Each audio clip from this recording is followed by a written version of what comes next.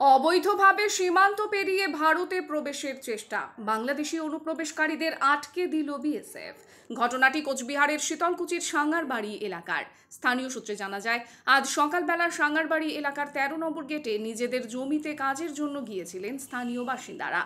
হঠাৎই বেশ কয়েকজন বাংলাদেশ থেকে ভারতে প্রবেশের চেষ্টা করে। সেই চেষ্টা রুখে দেয় ১৫৭ বিএসএফ ব্যাটালিয়নের বিএসএফ জওয়ানরা। খবর জানাজানি হতেই বিভিন্ন এলাকার মানুষজনেরা এই দৃশ্য দেখার জন্য সীমান্তের কাছে জড়ো হয়। বর্তমানে সীমান্তের ভেতরে কড়া নিরাপত্তা রয়েছে। খবর পেয়ে ঘটনাস্থলে আসেন শীতলকুচি থানার ওসি অ্যান্থনি হোরো।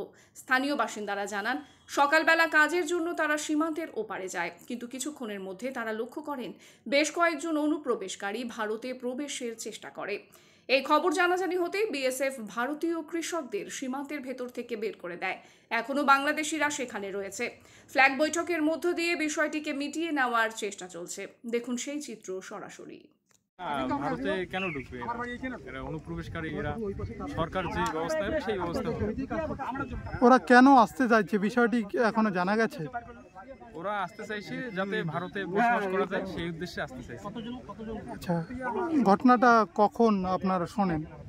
সকাল ৮টা থেকে আসে। 8টায় যখন শুনলেন, তারপরে এখানে আসছিলেন? হ্যাঁ, এখানে আসলাম। এখান থেকে কি দেখা গেল?